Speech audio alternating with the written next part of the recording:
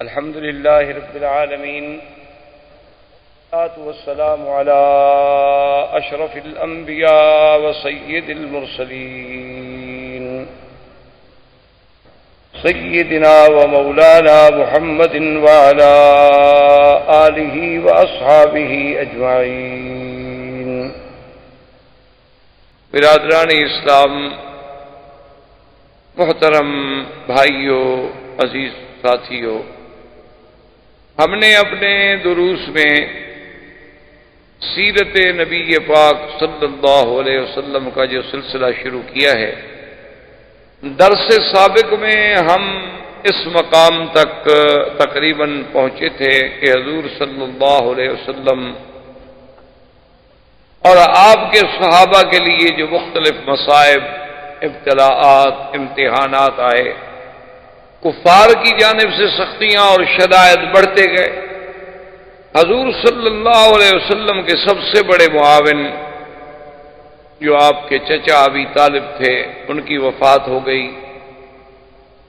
حضور صلی اللہ علیہ وسلم کی سب سے بڑی مناصرہ، معاونہ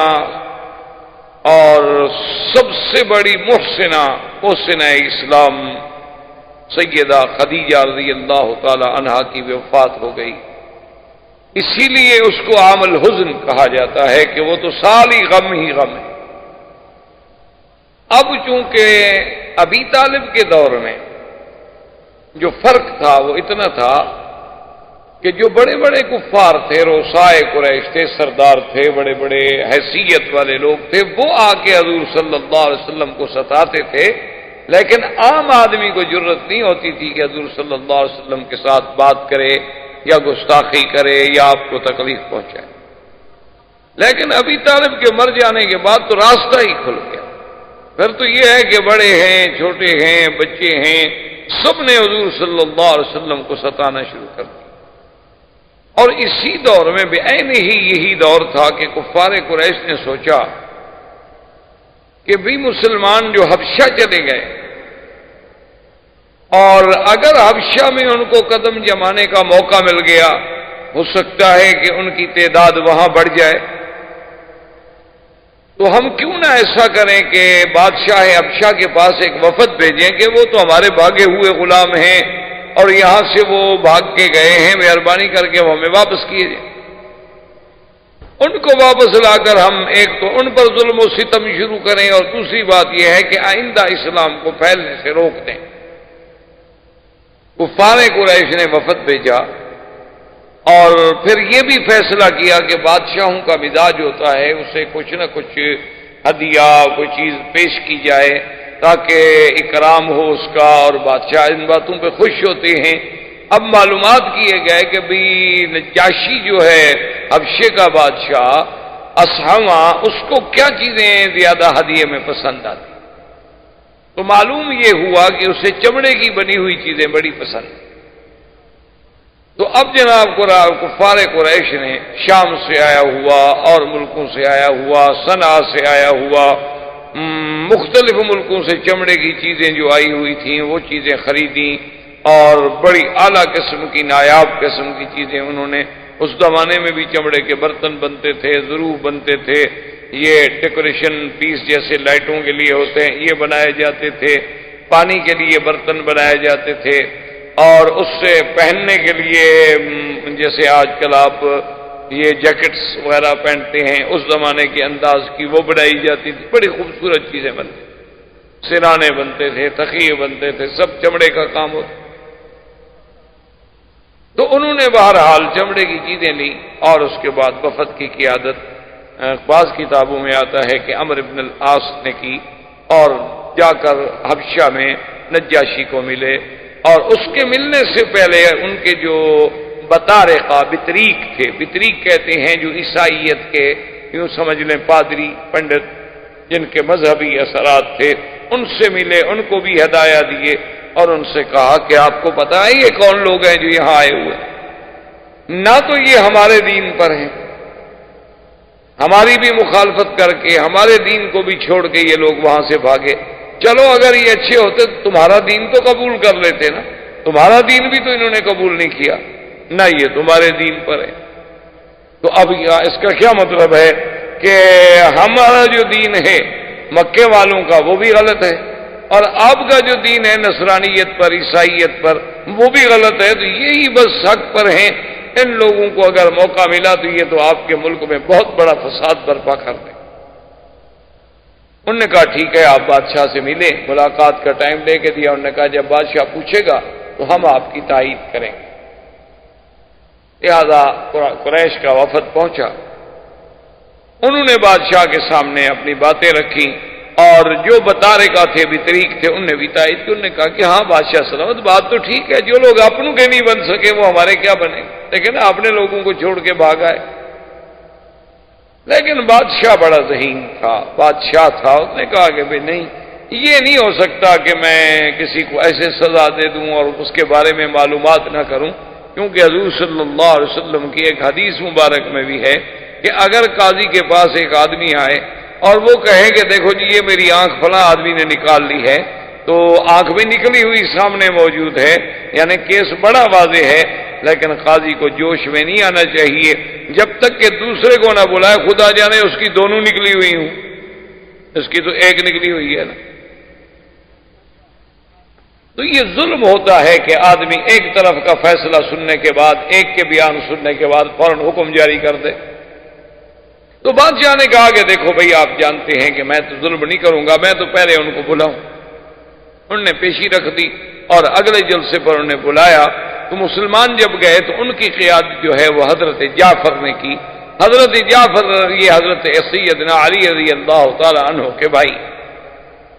جعفر ابن ابی طالب جب آئے تو بادشاہ نے ان سے پوچھا کہ بھئی یہ لوگ کہتے ہیں ہمارے دین کے مخالف ہیں، اور میرے جو بطارقہ ہیں یہ کہتے ہیں تم لوگ ہمارے دین کے بھی مخالف ہو، آخر تمہارا دین کیا ہے؟ اور جو تم کہتے ہو کہ ایک، تو حضرت جعفر ابن طالب نے بتایا کہ بادشاہ سلامت، ہم تو ظلمات میں تھے، اندھیرے میں تھے، فسق و فجور میں تھے، شرک و بت پرستی میں تھے، آلہہ کو، بتوں کو سجدہ کرنے والے، خنزیر کھانے والے، شرابیں پینے والے، ظلم و ستم کرنے والے، لوگوں کی عزت و آبرو لوٹنے والے، ڈاکے مار کے لڑکیاں اٹھانے والے، ہم تو اس قدر جور و ظلم میں پھنسے ہوئے تھے کہ ان اللہ من علینا وبعث فینا محمد صلی اللہ علیہ وسلم، اللہ نے ہم پر احسان کیا کہ ہمارے اندر ایک نبی پیدا کیا جس کا نام محمد مصطفیٰ ہے صلی اللہ علیہ وسلم، اور وہ ہمیں یہ حکم دیتی ہے کہ ایک خدا کی عبادت ہے، اور وہ ہمیں حکم دیتی ہیں کہ زنا نہ کرو، چوری نہ کرو، فساد نہ کرو، قتل نہ کرو، ڈاکہ نہ مارو، غیبت نہ کرو، کسی کو نہ ستاؤ، اور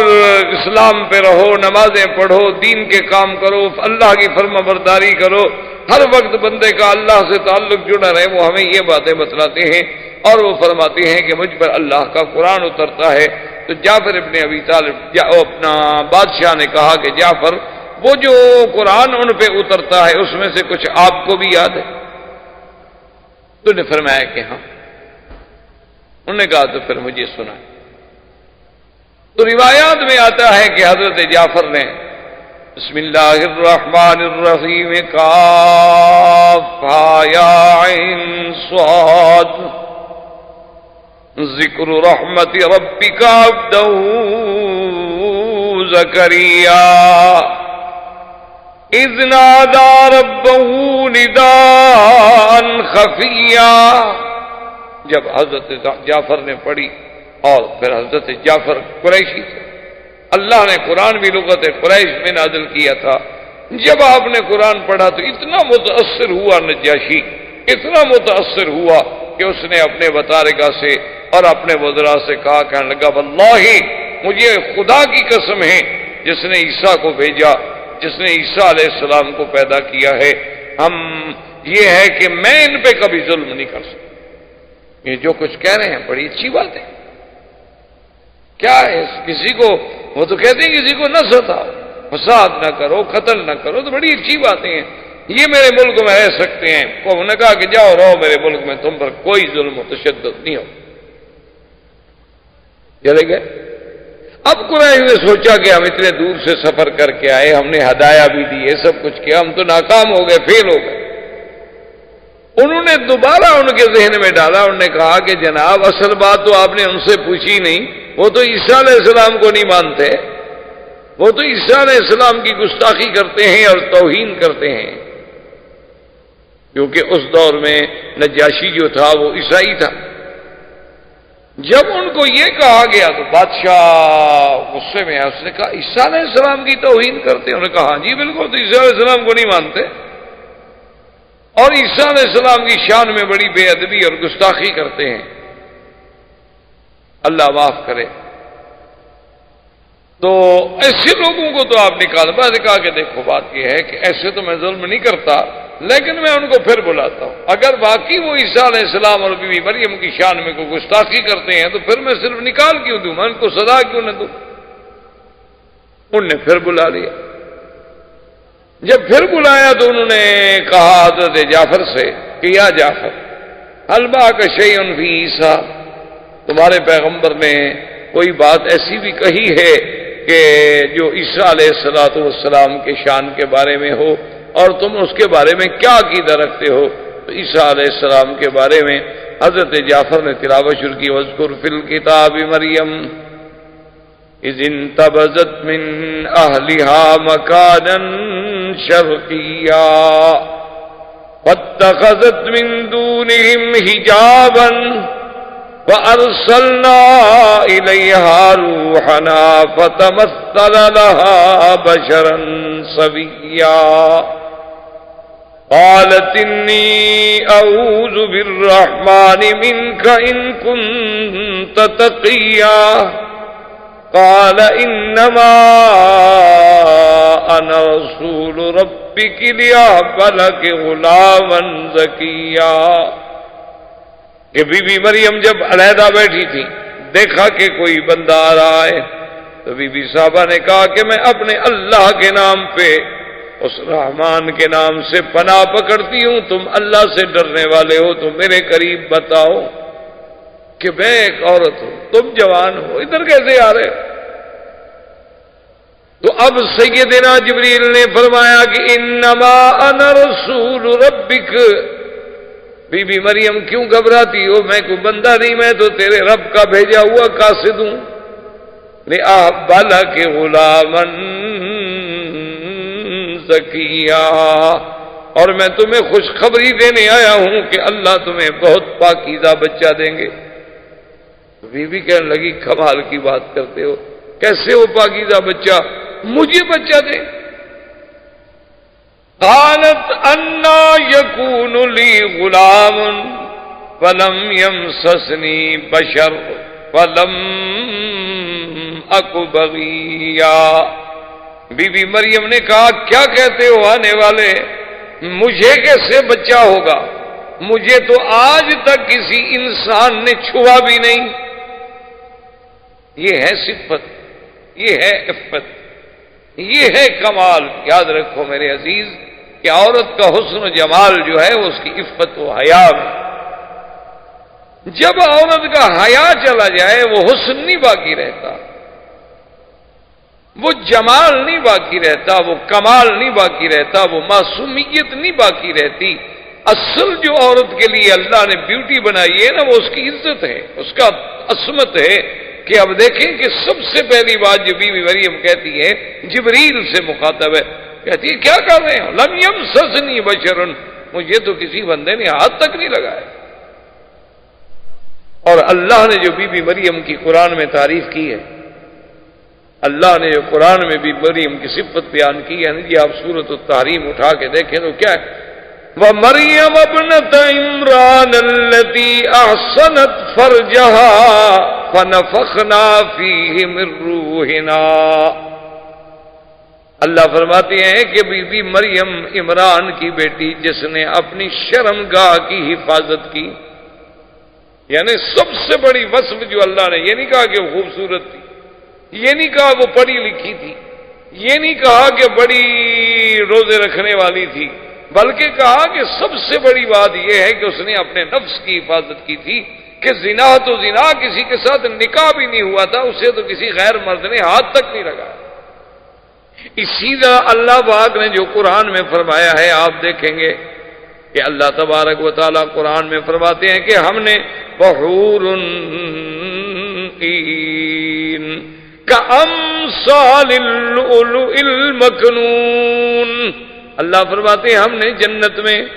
جو حوریں رکھی ہیں بڑی بڑی آنکھوں والیاں، اور ایسے ہیں جیسے موتی صدف میں چھپا ہوتا ہے جس کو کسی نے ہاتھ نہ لگایا ہو۔ اور آگے قرآن پھر بس بیان کرتا ہے کہ لم یطمثہن انس قبلہم ولا جان، کہ وہ حوریں ایسی پاک ہوں گی کہ میرے جنت والے شخص جس کو وہ ملیں گی اس سے پہلے کسی انسان تو انسان، کسی جن نے بھی ان کو ہاتھ نہیں لگایا ہوگا۔ اصل صفت تو عورت کی یہ ہے کہ وہ ماں اور باپ کے گھر کے بعد اس کے بدن کو ہاتھ لگے تو پھر شوہر۔ یہ تھی عفت و عصمت عورت کی۔ اسی لیے یعنی سیدہ فاطمہ الزہرا رضی اللہ تعالی عنہا نے وصیت فرمائی تھی کہ سیدنا علی سے کہ میرا جنازہ رات کو پڑھ دیں۔ سیدنا علی نے فرمایا بھی کہ فاطمہ کیا کر رہی ہو، تم بنت رسول پاک ہو، تم جگر گوشہ محمد مصطفیٰ ہو، اور تمہارا جنازہ ہم رات کو اجنبیوں کی طرح چپکے سے پڑھ دیں اور دفن کر دیں۔ فرمایا علی میری زندگی میں مجھ پہ کسی کی نظر نہیں پڑی، میں چاہتی ہوں میری جنازے پر بھی کم سے کم نظر۔ انہوں نے فرمایا کہ فاطمہ کیا کہہ رہی ہو، جنازے میں کوئی کیا دیکھ لے گا، آدمی پر چادر ہے بندھا ہوا ہے، جنازے میں کیا دیکھا؟ اس نے کہا کم از کم لوگ یہ تو اندازہ کر لیں گے نا کہ قد لمبا ہے چھوٹا ہے کیسا ہے، یہ تو کم از کم آدمی کا جنازے کے بعد میت کو دیکھنے سے بھی اندازہ ہو جاتا ہے، میں تو یہ بھی نہیں چاہتا۔ آپ اس کے مقابلے پہ آج موجودہ دور کی بیٹیوں کی آپ ذرا تصور کریں، ان کی تہذیب کا، ان کے تمدن کا، اور وہ اس پہ کتنا فخر کرتی ہیں جب وہ بازار کی زینت ہیں، جب وہ لوگوں کے لیے سنگار کرتی ہیں، جب وہ دیکھنے کی ایک ڈیکوریشن پیس ہے کہ اس کو سب دیکھتے رہیں کہ بڑا عجوبہ ناد کا۔ یہ عورتیں عورت کہلانے کی بھی شرن حقدار نہیں، یہ چلتی پھرتی زندہ لاشیں ہیں، ان کو عورت کہنے ہی گناہ ہے۔ شرعاً آپ ان کو عورت نہیں کہہ سکتے۔ عورت کا معنی یہ ہوتا ہے عورت الرجل من السرۃ الی الرکبۃ، کہ مرد میں عورت کیا ہے، یعنی وہ چیز جو چھپانا جس کا ضروری ہے وہ ہے سرہ سے لے کر رقبہ تک، اور عورت کا کیا ہے من الراس الی الرجل، سر کے بالوں سے لے کر پاؤں کے ناخن تک اس کا چھپانا ضروری ہے۔ اسی لیے تو وہ کہتی ہے نا کہ یہ اب ہمارے یہاں دیکھا نا آپ نے شریعت اسلامی کا، ابھی تو بل آ رہا ہے 51 سال کے بعد تو ابھی بل آیا ہے، خدا جانے کب یہ بل ہے یا بیل ہے، پتہ نہیں کب منڈے چڑھے گی، اللہ عالم۔ تو بہرحال جب بھی کسی کو اپنا خوف لاحق ہو پھر اسلام بڑا یاد آتا ہے، جیسے آپ کا بڑے سے بڑا آدمی مر جائے مولوی یاد آتا ہے نا جنازے کے لیے، ویسے تو مولوی بڑی حقیر جانور ہے نا، کوئی مر جائے تو پھر مولوی کو بلاؤ، کیوں؟ ان کو تو پتہ ہی نہیں کہ ابا جی کو غسل کیسے دینا، ان نے کبھی پڑھا ہی نہیں کہ میت کو غسل کیسے دینا ہے، تو لازمی بیچارہ مولوی ہی دے گا، ورنہ اگر بیٹا جانتا ہو تو اس سے زیادہ کون حقدار ہے کہ مولوی غسل دے؟ لیکن باپ نے تو کبھی زندگی میں بیٹے نے باپ کو غسل نہیں کرایا، تو مرنے کے بعد کب قریب جائے گا؟ بلکہ اور بھی عورتیں کہیں گی وہ دور رکھو جی، خام خواہ ایسا نہ ہو کہ میت اس کو بھی پکڑ لے، میت کے قریب ہی نہ جائے۔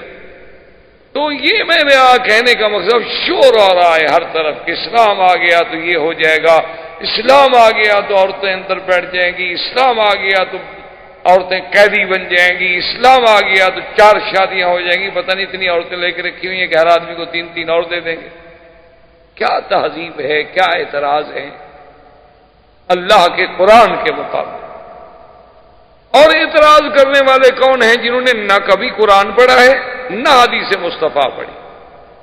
لارڈ میکالے کا قانون پڑھا ہے، اس کے مطابق بیٹھے ہوئے ہیں کہ جناب آئین کی یہ دفعہ جو ہے اسلام سے ٹکراتی ہے، یعنی اب اسلام اتنا کمزور ہے کہ اگر لارڈ میکالے کے بنائے ہوئے قانون کی دفعہ ٹکرا جائے تو اسلام کو روک دو، اس دفعہ کو رہنے دو تاکہ آئین نہ ٹوٹے ہمارا۔ یعنی جو بندوں نے بنایا ہے آئین وہ تو نہ ٹوٹے، اللہ کا آئین ٹوٹتا ہے ٹوٹنے دو۔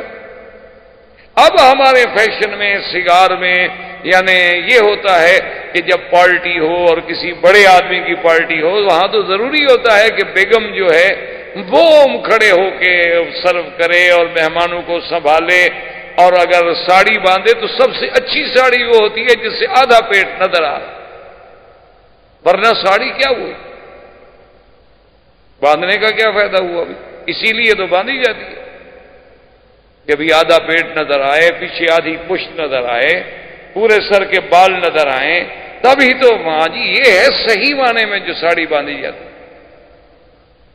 اور یہ انہوں نے پتہ نہیں آج تک تحقیق نہیں کی کہ یہ ساڑی سیدہ عائشہ باندھتی تھیں، سیدہ فاطمہ باندھتی تھیں، سیدہ خدیجہ باندھتی تھیں، اصحاب رسول کی بیگمات باندھتی تھی، کہاں سے آئی ہے؟ کیا یہ کہیں ہندوؤں کی ایجاد تو نہیں؟ اور جن کے نام لے کے بی بی فاطمہ کے نام کی جناب باقاعدہ شیرنی تقسیم ہوتی ہے، لیکن بی بی فاطمہ کا کپڑے پہننے کے لیے کوئی بیٹی ہماری تیار ہے؟ ویسے بی بی فاطمہ کے نام پہ ماشاءاللہ بڑی ہمارے یہاں مٹھائیاں بٹتی ہیں، بڑی خیراتیں ہوتی ہیں، بڑی شیرینیاں تقسیم ہوتی ہیں، لیکن کبھی آپ نے بیگم سے کہا ہے کہ بیگم صاحب کیوں بی بی فاطمہ آپ کو اتنی محبوب ہیں، آپ بی بی فاطمہ والا لباس پہنے گی؟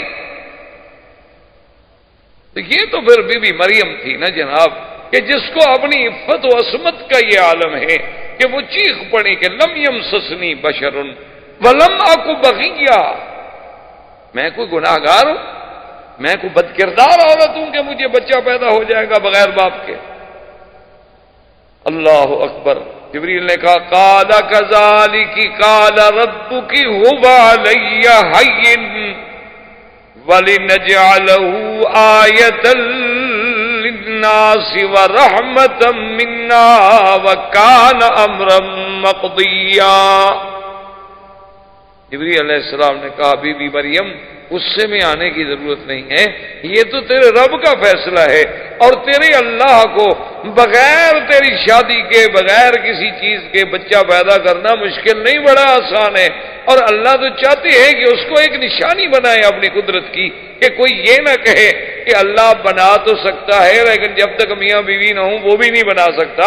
اللہ چاہتے ہیں کہ میں اپنی قدرت کے تمام نمونے دکھا دوں، میں چاہوں تو نور سے ملائکہ پیدا کر دوں، میں چاہوں تو نار سے جن پیدا کر دوں، میں چاہوں تو مٹی سے آدم پیدا کر دوں، میں چاہوں تو آدم سے حوا پیدا کر دوں، میں چاہوں تو مریم سے عیسیٰ پیدا کر دوں، یخلق ما یشاء، میری مرضی میں جو چاہوں جیسے چاہوں، یہی تو اس کی شان۔ اچھا جی، انہوں نے کہا کمال ہے تو ٹھیک ہے، اور نے کہا بی بی تم بات کہو نہ کہو، کان امرا مقضیہ، یہ تو اللہ کی تقدیر کا فیصلہ ہو چکا ہے، اب وہ تبدیل تھوڑا ہوتا ہے۔ اب جناب یعنی حمل بھی ہو گیا، بد حمل بھی ہو گئی، اب بچی بیچاری بیٹھی رو رہی، یا لیتنی مت قبل ھذا وکنت نسیا منسیا، رو رہی ہے پھر بھی، حالانکہ جبریل باتیں کر کے گئے، کہتی آئے کاش میں تو پیدا ہی نہ ہوئی ہوتی، کم از کم چلو ٹھیک ہے میں بے گناہ ہوں، میرا دامن صاف ہے، لیکن قوم تو نہیں جانتی نا، جبریل کی بات ہوئی تو میرے ساتھ ہوئی ہے، پوری برادری کے ساتھ تو نہیں ہوئی نا، برادری مجھے جب آئے گی تو میں کیسے مقابلہ کروں گی؟ اللہ نے فرمایا تمہیں مقابلے کی ضرورت نہیں ہے، جب قوم سامنے آ جائے تم چپ کر کے صرف عیسیٰ کی طرف اشارہ کر دو، ہم جانے ہمارا عیسیٰ علیہ السلام جانے۔ قوم آ گئی، غصے میں بری ہوئی ہے، کہتی یا اخت ہارون ما کان ابوک امرأ سوء وما کانت امک بغیہ، کہ اے ہارون کی بہن، بعض لوگوں نے کہا کہ موسیٰ علیہ السلام کے جو بھائی تھے ہارون ان کی بہن، یہ مراد نہیں ہے، بلکہ مراد یہ ہے کہ کان رجل صالحا، اس علاقے میں ایک بہت بڑے عابد گزار تھے، ان کا نام ہارون تھا جس کی طرف نسبت کی گئی۔ انہوں نے کہا تیرا باپ اچھا، تیری ماں اچھی، یہ کیا؟ فاشارت الیہ، اب بی بی نے اشارہ کیا، قالوا کیف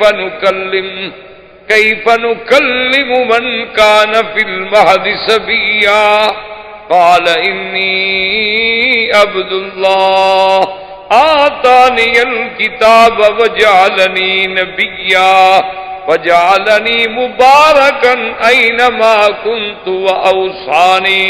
بالصلاۃ والزکاۃ ما دمت حیا۔ اللہ تبارک و تعالیٰ فرماتی ہیں کہ بی بی نے اشارہ کیا، عشاء بول پڑے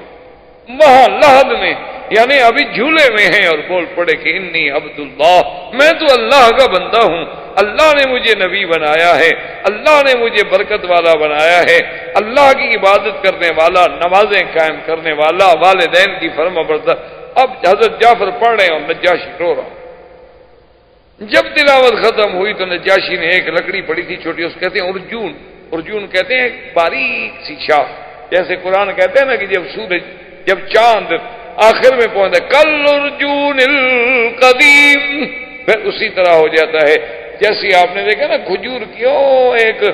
ہلکی سی لکیر جس میں کھجور لگی ہوتی ہے، اسی طرح پھر چاند بھی ہلکا بن جاتا ہے۔ اتنی لکڑی اٹھا کے نجاشی نے کہا کہ واللہ یا جعفر، اے جعفر خدا کی قسم ہے، جو تم نے کہا ہے، جو تمہاری کتاب میں ہے، اس سے زیادہ کچھ نہیں، یہی حق ہے اور یہی عیسیٰ علیہ السلام۔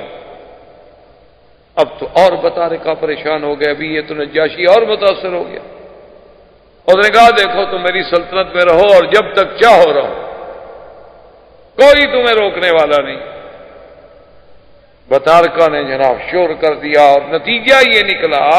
اللہ تبارک و تعالی رحمت کرے کہ انہوں نے ایک بڑی سازش برپا کر دی، اور ادھر نجاشی کا یہ عالم کہ وہ رات کو چوری سے جعفر کو بلا لیں، جعفر ابن ابی طالب رضی اللہ تعالی عنہ کو، اور اس سے قرآن پڑھنا اس نے شروع کیا، اور وہ تو مسلمان ہو گیا۔ یہ وہی نجاشی بادشاہ ہے کہ جس نے ام حبیبہ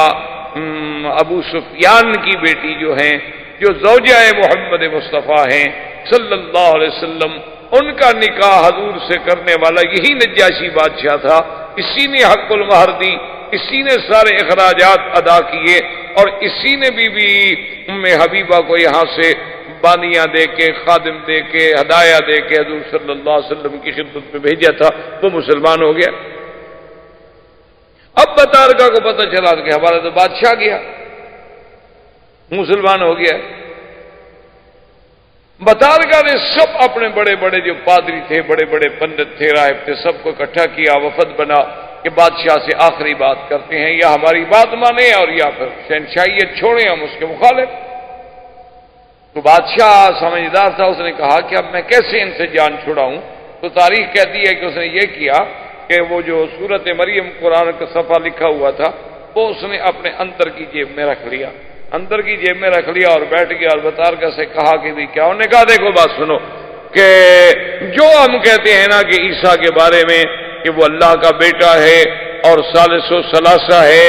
اور یہ ہے اور وہ ہے، سارے جو ان کے عقیدے تھے جھوٹے، اگر تم ان عقائد کو مانتے ہو تو بالکل ٹھیک ہے، اگر نہیں مانتے ہو تو پھر ہم سب تمہارے خلاف اعلان جنگ کرتے ہیں۔ تو بادشاہ نے یوں سینے پہ ہاتھ رکھا اور کہا ہاں ہاں میں اس کو مانتا ہوں، میں تو اس کو مانتا ہوں، کہ ہاں ہاں میں تو اس کو مانتا ہوں، میرا تو ایمان ہے اس۔ حالانکہ وہ تو کہہ رہے تھے کہ میرے اندر ہے، اس میں ایمان ہے، جو کاغذ اندر چھپایا ہوا تھا قرآن لکھا ہوا۔ اور وہ پنڈت خوش ہو گئے کہ اچھا اسی پہ ایمان گا جی، زندہ باد زندہ باد۔ بس یہ قوم تو ایسی ہوتی ہے نا، مرضی میں زندہ باد، مرضی میں مردہ باد۔ اس قوم کا کیا، ایک منٹ میں ان سے کہہ دو بھی نماز نہیں پڑھو گے، کہیں گے ٹھیک ہے چلو، اگر چھٹی ملتی ہے تو اچھی بات، اور کہو بھی نماز پڑھنی چاہیے، کہیں ٹھیک ہے اچھی بات ہے یار، واقعی نماز پڑھنے سے ثواب ہوتا۔ قوم کا کیا، ان کے نزدیک تو کہتے ہیں جی دین میں بڑی آسانی ہے، پڑھ لو نہ پڑھو نہ پڑھو، کیا فرق کیا پڑا۔ تو اب جناب بہرحال وہ خوش ہو گئے، لیکن کچھ دنوں کے بعد ان کو پتہ چل گیا کہ بھئی نجاشی تو پکا مسلمان ہو گیا، تو روز مسلمان اس کے گھر آ جا رہے ہیں۔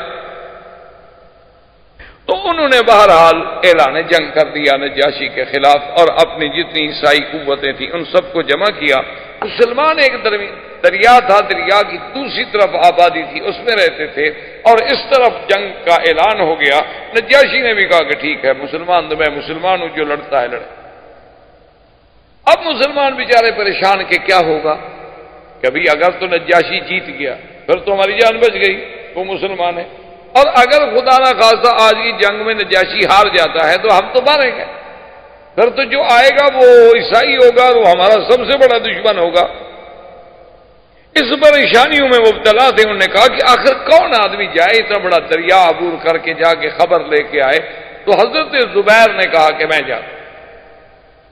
زبیر آئے وہاں سے دریا عبور کر کے، اللہ کی مہربانی یہ ہوئی کہ نجاشی کو اللہ نے فتح دی، مخالفین شکست کھا گئے، واپس آئے تو انہوں نے کہا کہ مسلمانوں تمہارے لیے خوشی ہے، خیر ہے کہ نجاشی بچ گیا، اس کی سلطنت بھی بچ گئی۔ یہ وہی نجاشی ہے کہ جس کے مرنے پر اللہ نے اپنے نبی پاک کو اطلاع دی اور آپ نے صحابہ سے فرمایا مات اخیکم النجاشی، کہ تم ہمارا بھائی مسلمان نجاشی فوت ہو گیا ہے، چلو اس پہ ہم صلاۃ الجنازہ نماز جنازہ غائبانہ پڑھیں۔ اور یہی وہ مسئلہ ہے جو ائمہ کے درمیان میں بھی مابہل اختلاف ہے، یاد رکھیں اتفاق سے، کیونکہ بات آ گئی ہے تو کہ کیا کسی کے مرنے پر غائبانہ جنازہ نماز پڑھی جا سکتی ہے یا نہیں پڑھی جا سکتی، یہ مسئلہ جو ہے ائمہ کرام کے نزدیک مابہل اختلاف۔ امام احمد ابن حنبل رحمۃ اللہ علیہ کے ماننے والے، اسی طرح امام شافعی رحمۃ اللہ علیہ کے ماننے والے اور علماء اہل حدیث اس بات کے قائل ہیں کہ اگر کوئی بندہ مثلا کسی ملک میں ہندوستان میں مر گیا، پاکستان میں مر گیا، بنگلہ دیش میں مر گیا اور ہم اس پر یہاں جنازہ غائبانہ پڑھے تو کہتے ہیں بھی جائے۔ ان سب کی بڑی دلیل جو ہے وہ یہی نجاشی کا قصہ ہے کہ نجاشی کی موت حبشہ میں ہوئی اور سرکار دو عالم صلی اللہ علیہ وسلم نے جنازہ جو ہے وہ تو مکے میں پڑھا، وہاں تو نہیں پڑھا، مدینہ منورہ میں پڑھا۔ تو کہاں حبشہ اور کہاں مدینہ منورہ، تو ماننا یہ ہے کہ صلاۃ الغائب۔ ان سب حضرات کی دلیل یہ ہے۔ امام ابو حنیفہ رحمۃ اللہ علیہ کے نزدیک غائبانہ نماز جنازہ پڑھنے کی اجازت نہیں ہے، وہ فرماتے ہیں کہ اس لیے وہ فرماتے ہیں کہ پہلی چیز تو یہ دیکھو کہ کیا ہر اس آدمی پر جنازہ غائبانہ پڑھا جائے گا جس کا پہلے بھی جنازہ ہو چکا ہو یا نہ ہوا ہو؟ وہاں نجاشی کا جنازہ کس نے پڑھا تھا حبشہ میں؟ وہاں تو اس کا جنازہ پڑھا ہی نہیں گیا، مسلمانوں کو تو خود پتہ نہیں تھا جنازہ کیسے پڑھا جاتا ہے۔ وہ مسلمان تو مکے سے ہجرت کر کے بیچارے وہاں پہنچے ہوئے تھے اور ابھی دین کے احکام آئے ہی نہیں تھے۔ اور دوسری بات یہ ہے کہ وہ تو اللہ نے باقاعدہ خبر کی، جبریل کو بھیج کے اطلاع دی حضور صلی اللہ علیہ وسلم کو کہ نجاشی مر گیا ہے۔ اور بعض روایات میں یہ بھی ہے کہ جیسے بیت المقدس کو سامنے کر دیا گیا، اسی طرح نجاشی کو بھی اللہ کے نبی کے سامنے کر دیا گیا اور حضور صلی اللہ علیہ وسلم نے اس پہ جنازہ پڑھا۔ تو فرماتے ہیں کہ یہ تو ایک خاص واقعہ ہے، ورنہ اس کے علاوہ اور کتنے صحابہ جنگوں میں شہید ہوتے رہے، حضور نے کسی اور کا جنازہ کیوں نہیں پڑھا؟ کہ اگر غائبانہ جنازہ سب کے لیے تھا تو حضور کی دعا کس کو نہیں چاہیے تھی؟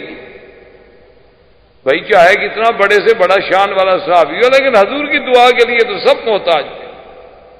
تو کتنی لوگ ہیں جن کی حضور کو اطلاع ملی کہ حضور فلاں صحابی شہید ہو گئے، فلاں صحابی شہید ہو گئے، فلاں صحابی شہید ہو گئے، لیکن حضور نے کسی کا بھی نہیں پڑھا۔ اور تیسری بات یہ ہے کہ امام ابو حنیفہ رحمۃ اللہ علیہ ایک حدیث سے استدلال فرماتے ہیں کہ ایک عورت تھی جو مسجد کی صفائی کرتی تھی، وہ بیمار ہو گئی تو حضور نے فرمایا کہ بھائی اگر وہ فوت ہو جائے تو مجھے خبر دی جائے، کیونکہ وہ مسجد کی خادمہ تھی، میں چاہتا ہوں کہ اس کا جنازہ میں خود پڑھوں۔ اور جب وہ صبح ہوئی حضور صلی اللہ علیہ وسلم نے پوچھا کہ بھئی اس بی بی کا کیا حال ہے، وہ مسجد کی جو خدمت کرتی تھی؟ انہوں نے کہا یا رسول اللہ ماتت، وہ تو فوت ہو گئی۔ حضور نے فرمایا اللہ اعظم تمونی، تم لوگوں نے مجھے خبر کیوں نہیں کی؟ میں نے تو پابند کیا تھا۔ انہوں نے کہا حضور وہ رات کو فوت ہو گئی، آپ آرام میں تھے، ہم نے یہ مناسب نہیں سمجھا کہ حضور صلی اللہ علیہ وسلم کو رات کو جگایا جائے، اور جنازے میں بلا وجہ تاخیر کرنے سے آپ نے منع فرمایا ہے کہ جتنا جلدی ہو سکے میت کو دفن کرو۔ حضور نے فرمایا دلونی علی قبرہ، اس کی قبر پر مجھے لے چلو۔ حضور صلی اللہ علیہ وسلم تشریف لے آئے، فصلی علی قبرہا، حضور نے پھر قبر پہ کھڑے ہو کے جنازہ۔ تو اب امام حنیفہ فرماتے ہیں کہ بھی اگر غائبانہ جنازہ ہی پڑھنا تھا تو وہی مسجد میں کھڑے ہو، حضور فرماتے ہیں کہ بھی ایک دفعہ اور پڑھ لو جنازہ۔ پھر قبر میں آنے کی کیا ضرورت؟ تو اس لیے بہرحال یہ اپنے اپنے دلائل ہیں، اور ان کا موقع جو ہے وہ تو کتب احکام اور کتب فقہ ہوتی ہیں، لیکن اگر ایک مسئلہ سامنے آ گیا تو افادے اور استفادے کے لیے میں نے کچھ تھوڑی سی باتیں اس پہ عرض کر دی۔ تو بہرحال اب جناب حبشہ کے نجاشی کی وجہ سے وہاں تو مسلمان مطمئن ہو گئے، لیکن حضور صلی اللہ علیہ وسلم کے لیے بڑا شدت کا دور۔ حضور صلی اللہ علیہ وسلم نے سوچا، آپ طائف تشریف لے گئے۔ طائف میں آپ کو امید تھی کہ شاید کوئی اللہ کا بندہ میری بات وہاں سن لے اور اسلام لے آئے اور اسلام کی اعانت کا ذریعہ بن جائے۔ وہاں حضور صلی اللہ علیہ وسلم کی طائف والوں نے اتنی مخالفت کی کہ حضور نے بی بی عائشہ کو فرمایا تھا کہ عائشہ وہ طائف کا جو دن مجھ پہ سخت گزرا ہے نا، ایسا دن کبھی سخت۔ حضور صلی اللہ علیہ وسلم پہ پتھر برسائے ظالموں نے، آپ کا بدن مبارک لہو لہان ہو گیا، آپ کے جوتے مبارک خون سے بھر گئے۔ آپ راستے میں تشریف لائے تو ایک باغ تھا، اس باغ میں کچھ دیر سستانے کے لیے، کچھ دیر آرام کرنے کے لیے حضور اندر چلے گئے۔ وہ باغ جو ہے وہ تھا عتبہ اور شیبہ کا، یہ دونوں مکے کے بڑے کافروں میں تھے۔ حضور صلی اللہ علیہ وسلم نے یہ سوچا کہ چلو کچھ دیر تو آرام، تھوڑی سی دیر بیٹھ۔ عتبہ اور شیبہ بھی موجود تھے باغ میں، انہوں نے جب دور سے دیکھا تو انہوں نے بھی پہچان لیا کہ ہذا محمد الرسول اللہ صلی اللہ علیہ وسلم، لیکن ان کے دل میں پھر بھی کچھ نہ کچھ وہ آخر برادری کا، قوم کا، کچھ روایات کا، عادات کا بھی تو لحاظ ہوتا ہے۔ انہوں نے اپنے غلام کو بلایا اور غلام سے کہا کہ یہ کچھ انگور ہیں، پانی ہے، لے جاؤ محمد رسول اللہ کی خدمت میں پیش کرو، کچھ بھی ہو ہماری مخالفت اپنی جگہ ہے لیکن آخر ہمارے باغ میں تو آئے ہیں۔ قریش میں، عرب میں روایات کا بڑا لحاظ تھا۔ آج بھی بڑے بڑی قومیں جو ہیں مارشل قسم کی قومیں، ان میں بھی روایات پڑی ہیں کہ بس اگر دشمن بھی دروازے پہ آ گیا تو بس آ گیا۔ وہ انگور لایا، پانی لایا، حضور کی خدمت میں پیش کیا۔ حضور صلی اللہ علیہ وسلم نے اپنا بدن مبارک دھویا، اپنے ہاتھ پاؤں مبارک صاف فرمائے، اس کے بعد پانی تھوڑا نوش فرمایا، وہ انگور سامنے رکھا، فرمایا بسم اللہ الرحمن الرحیم۔ جب حضور نے پڑھا بسم اللہ الرحمن الرحیم تو وہ غلام، اس کا نام تھا عداس، متحیر، حیران ہو، کہا کہ بسم اللہ الرحمن الرحیم،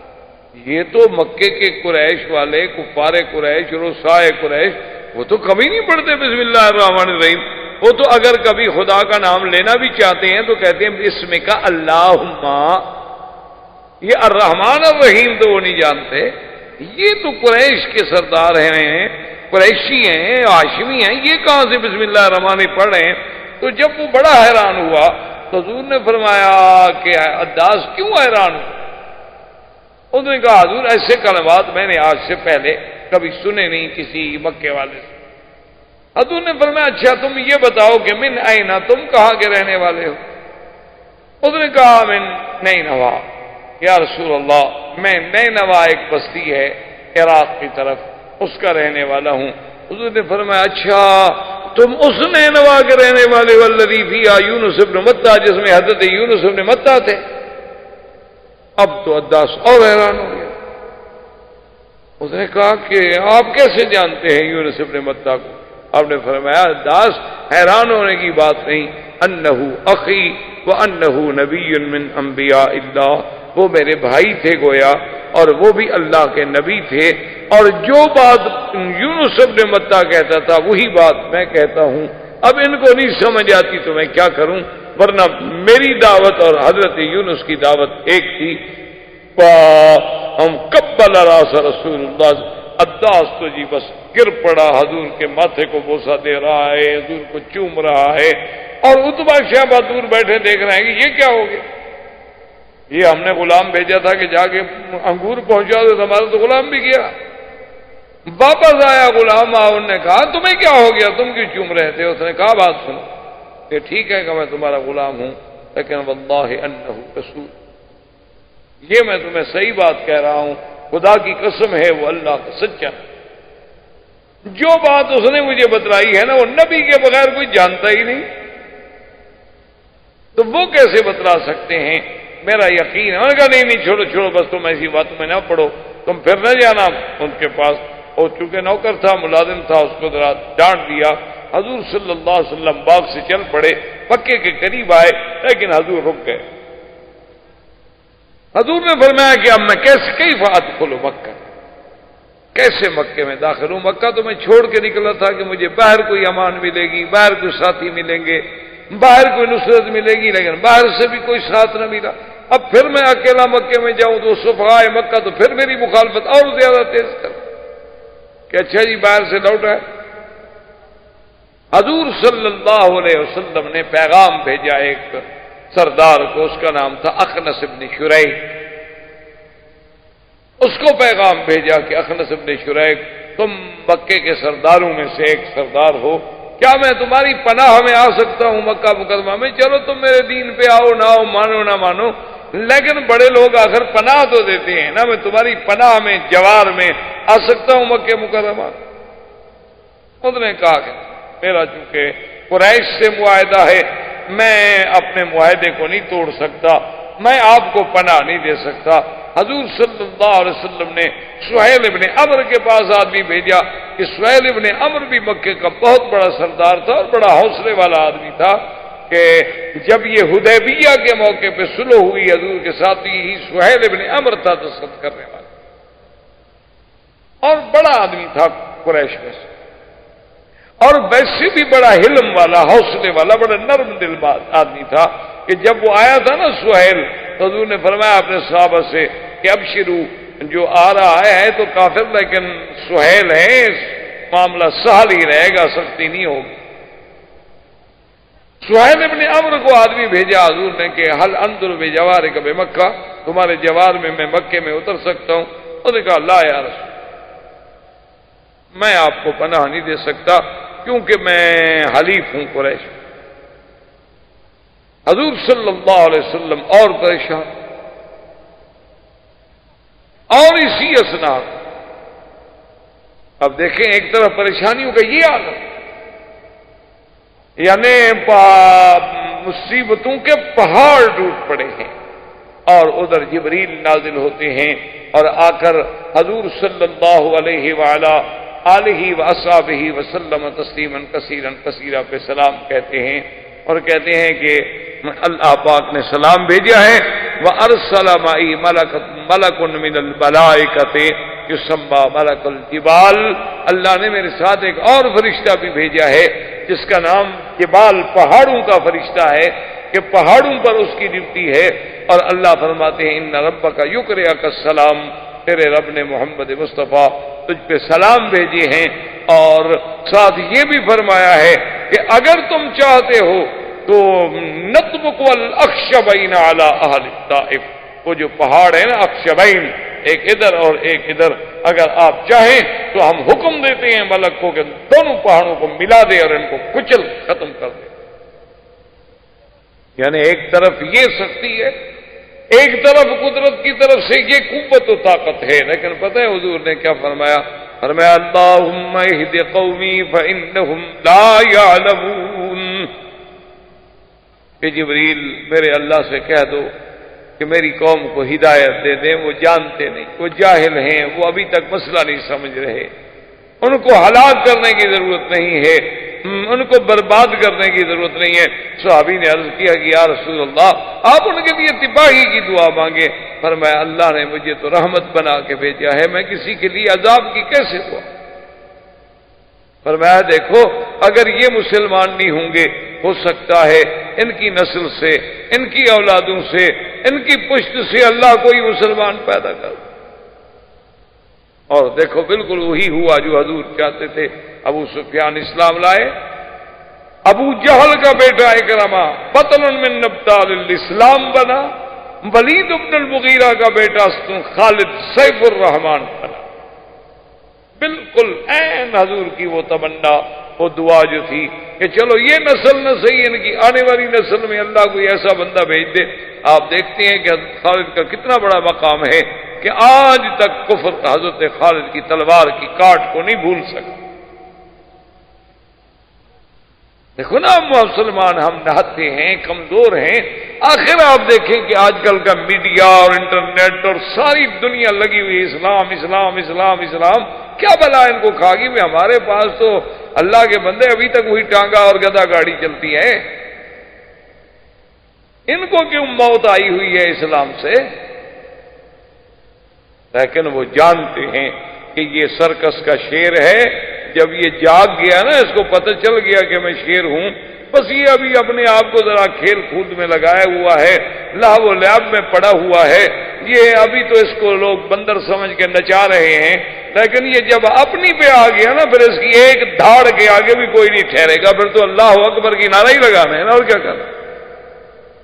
پھر ان کے میزائل کس کام آئیں گے؟ یہ تو اس وقت سے ہم نے دیکھے ہوئے ہیں جب ہمارے مدنی باغ پیدا ہوئے، یہ تو اس وقت آپ قرآن کو اٹھا کے دیکھیں نا، جنہوں نے کیا کہا کہ انا كنا نقعد منها مقاعد للسمع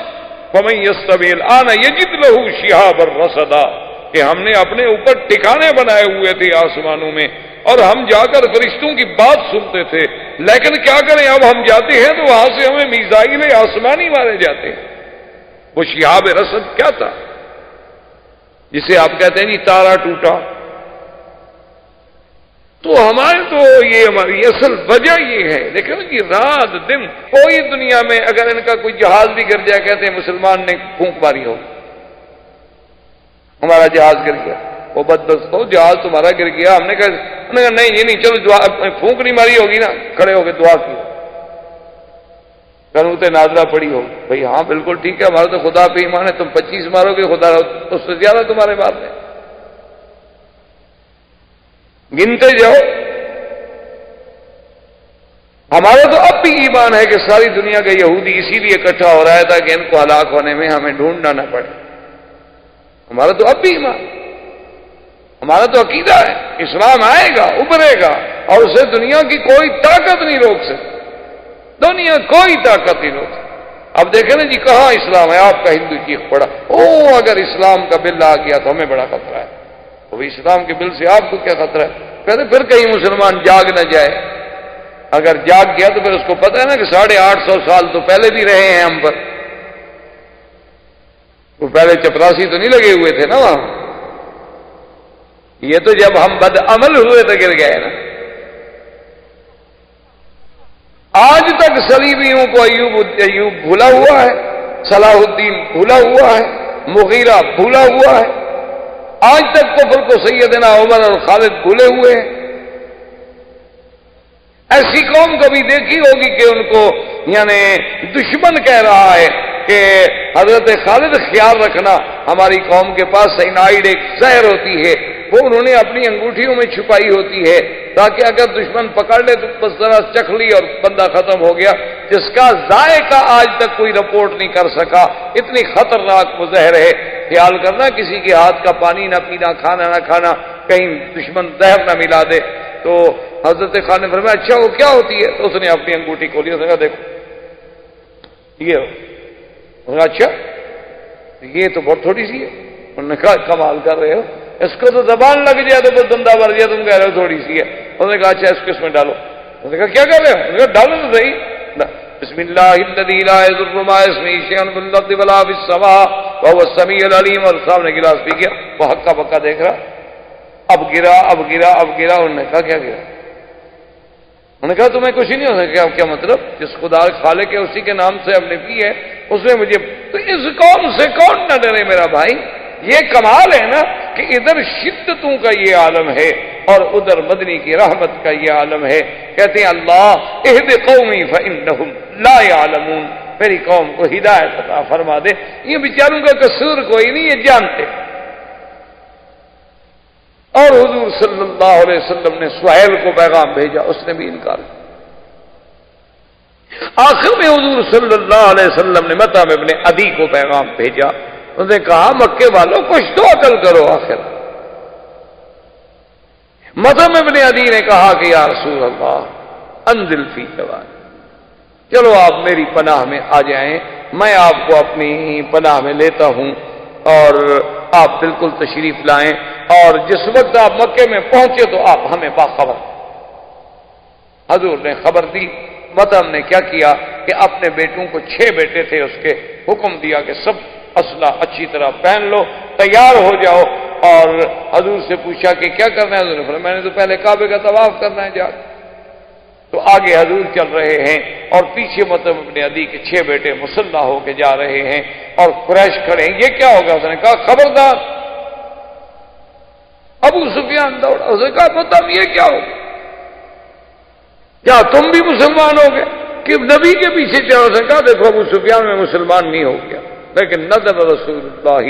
صلی اللہ علیہ وسلم فی جواری، اللہ کے نبی میری امان میں اترے ہیں، لہذا ابھی کوئی ہاتھ نہ بڑھائے، اگر حضور کو کسی نے نقصان پہنچانے کی کوشش کی تو میں ٹکرا جاؤں گا اس سے۔ انہوں نے کہا اچھا اگر تم نے پناہ دی ہے، کیونکہ یہ ہمارا عرب کا رواج ہے کہ ہم ایک دوسرے کی امان کو بڑی قدر کی نگاہ سے دیکھتے ہیں، چلو ہم حضور سے کچھ نہیں کہتے، لیکن بس وہ ان سے کہیں کہ ہمارے خداؤں کا معاوضہ نہ کریں۔ اسی اثنا میں جب شدت و ظلم و ستم کے پہاڑ ٹوٹ رہے ہیں، کوئی صحابہ حبشے میں ہیں، کوئی صحابہ مستضعفین ہیں، کوئی صحابہ ایمان کو چھپائے ہوئے ہیں، اور نماز پڑھنے کی بھی توفیق نہیں ہوتی، تو ایک دن حضور صلی اللہ علیہ وسلم مکے سے باہر نکلے کہ میں جا کے عبادت کروں۔ اللہ پاک نے خبر دی کہ میرا مدنی کوئی بات نہیں، آپ ذرا آگے آئیں۔ حضرت عبداللہ ابن مسعود بھی ساتھ ہیں، آپ نے فرمایا کہ تم بیٹھ جاؤ۔ آگے جا کے حضور نے نماز شروع کی، اور اس کے بعد جنوں کا ایک وفد گزرا جس کو اللہ نے قرآن میں مختلف مقامات میں جس کا ذکر کیا ہے۔ اللہ فرماتے ہیں کہ جب حضرت محمد مصطفیٰ میرا بندہ میری عبادت کے لیے کھڑا تھا، ایسے وہ گر رہے تھے جیسے لپٹ رہے ہوں۔ حضرت عبداللہ بن مسعود فرماتے ہیں واللہ ان کی کثرت کی وجہ سے مجھے محمد عربی بھی نظر نہیں آتے تھے، اور ان کے سر ایسے نظر آتے تھے، چھوٹے چھوٹے سر ہیں، لیکن اتنی مخلوق ہے ان کی حد و حساب کوئی نہیں کہ کتنے لوگ ہیں۔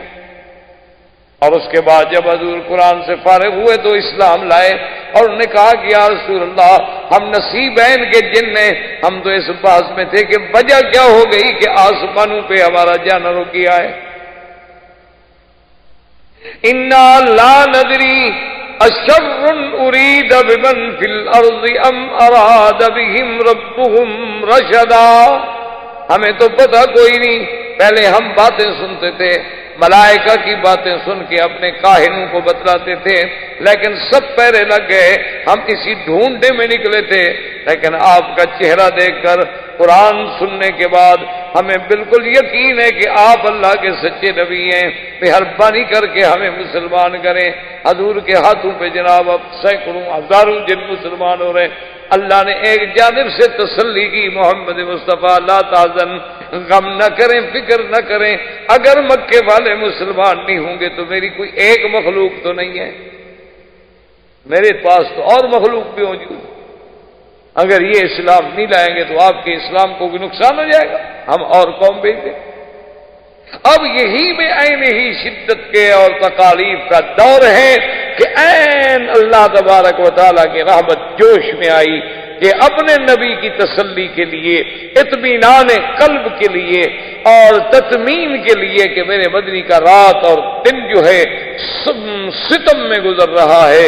اور تکالیف میں گزر رہا ہے، پریشانیوں میں گزر رہا ہے، تو یہاں غم و اندوہ کی آخری حد ہے، اور وہاں میری رحمت کے فیصلے، اللہ کی رحمت کے فیصلے ہو رہے ہیں کہ ہم نے اپنے نبی کو تسلی بھی دینی ہے اور اپنے نبی کو اپنے قدرت کی آیات بھی دکھلانی ہے، اور آپ کا شان بھی بلند کرنا ہے۔ اور اللہ کی تقدیر نے اسراء اور معراج کا فیصلہ کیا، کیونکہ اب یہ وہی دن ہے جس میں میرے مدنی کو معراج ہوتا ہے، جس کا پہلا حصہ اسراء ہے اور دوسرا حصہ معراج ہے۔ زندگی باقی تو بات باقی انشاءاللہ، وما علینا الا البلاغ۔